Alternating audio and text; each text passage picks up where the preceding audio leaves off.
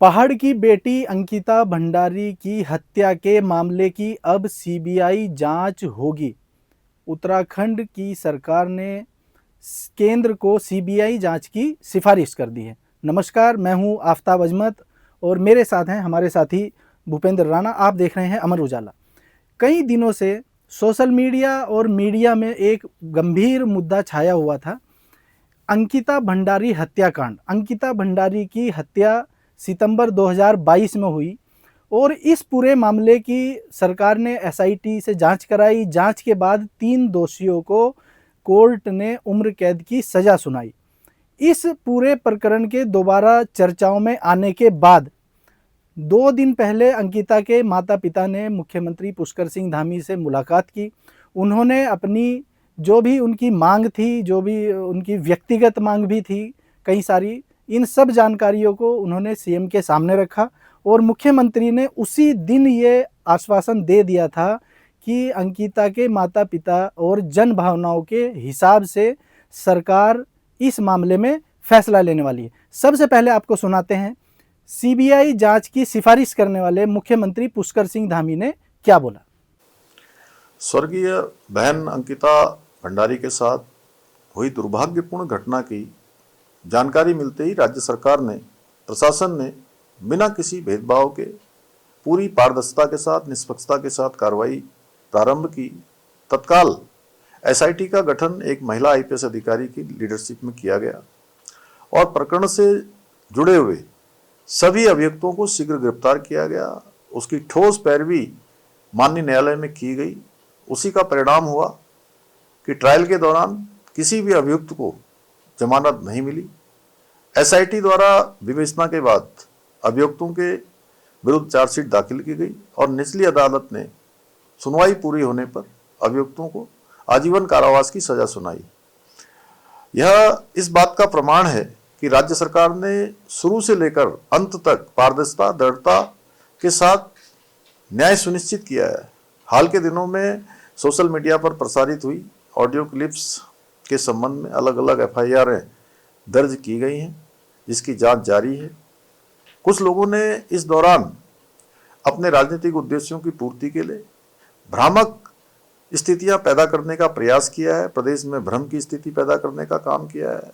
ऐसे में सरकार का दायित्व है कि देवतुल्य जनता को इस स्थिति से निकाला जाए, उनकी भावनाओं का सम्मान किया जाए। और हमने सोचा कि सबसे ज़्यादा पीड़ित पक्ष उनके माता पिता हैं और उनका पक्ष जरूर जानना चाहिए। मैंने उनके माता पिता से बात की है और उन्हीं के द्वारा बातचीत में कहा गया है कि सीबीआई की जांच होनी चाहिए इस प्रकरण में, जिसका सम्मान करते हुए हम इस मामले की जांच सीबीआई से कराने की संस्तुति कर रहे हैं। हमने पहले भी न्याय सुनिश्चित किया है और आगे भी पूरी प्रतिबद्धता के साथ, दृढ़ता के साथ हम स्वर्गीय बहन अंकिता को न्याय दिलाने के लिए संकल्पबद्ध हैं और बहन बेटियों की सुरक्षा हमारी सर्वोच्च प्राथमिकता है। उनके विरुद्ध किसी प्रकार का अपराध सहन नहीं किया जाएगा और अपराधियों को ऐसी सजा मिलेगी जो समाज के लिए भी एक नजीर बनेगी। तो जैसा मुख्यमंत्री पुष्कर सिंह धामी कह रहे हैं कि न्याय दिलाना हमारी प्राथमिकता है और ये पूरा हत्या का मामला सामने आने के बाद से सरकार इसमें लगातार सक्रिय और गंभीर नजर आई है। तो हम बातचीत के लिए हमारे साथ भूपेंद्र राणा जी हैं। तो भूपेंद्र जी, इस पूरे मामले को सितंबर 2022 से और आज सीबीआई जांच की संस्तुति तक सरकार की सक्रियता कैसे दिखी इसमें? देखिए, अभी जो 3 साल ये अंकिता के जो हत्या के बाद 3 साल के बाद एक सोशल मीडिया पे एक ऑडियो वायरल हुआ था। उसके बाद जिसमें कई राजनेताओं के भी नाम सामने आए थे। सरकार ने पहले दिन से ही इस पूरे ऑडियो की भी जो है गंभीरता से इस मामले को लिया और जांच के लिए भी इसकी जो ऑडियो की सत्यता तक क्या है, ये कहीं फ्रॉड ऑडियो तो नहीं जो जिसमें जिनके नाम लिए जा रहे हैं। तो इसके लिए एक एसआईटी भी गठित की थी, जिस एसआईटी जांच कर रही है। इसी ऑडियो को लेकर एक प्रदेश उत्तराखंड हम एक जन भावनाओं का प्रदेश भी कहा जा सकता है। इसमें एक लोगों का अटैचमेंट भी रहा अंकिता के पूरे शुरुआत में प्रकरण को लेकर। तो एक प्रदेश में एक माहौल बना, जगह जगह धरना प्रदर्शन हुए, पूरे प्रदेश भर में आंदोलन भी हुआ, प्रदर्शन हुए और कांग्रेस ने भी इस आंदोलन में एक लीड की भूमिका रखी, चाहे इसके राजनीतिक मायने भी हो सकते हैं। पर प्रदेश सरकार ने इसमें पूरे मामले को गंभीरता से लिया। इसकी पूरी एसआईटी भी जांच के लिए बनवाई थी।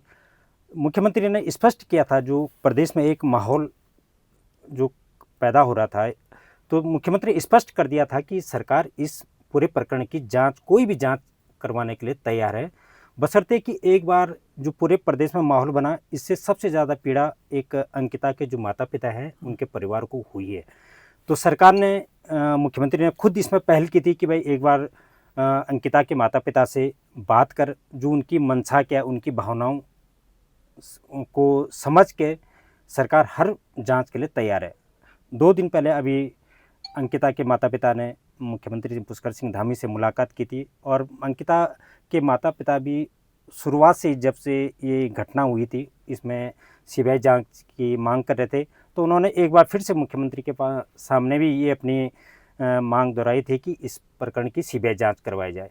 तो मुख्यमंत्री ने स्पष्ट किया था कि जो उनकी भावनाएं हैं, सरकार उसमें जांच करवाने से पीछे नहीं हटेगी। तो सरकार की मंशा तो पहले से साफ नज़र आ रही है, जैसा आपने बताया कि मुख्यमंत्री ने पहले ही ये आश्वासन दिया था कि सरकार इससे पीछे नहीं हटेगी। लेकिन अब सवाल ये है कि जिस पूरे मामले की जांच हो चुकी है, पहली बात कि सरकार ने किस आधार पर सीबीआई जांच की सिफारिश की होगी, या अब उसमें जांच के बाद और आगे क्या चीज़ें आ सकती हैं, सीबीआई किस दिशा में बढ़ सकती है, इसकी क्या संभावना है?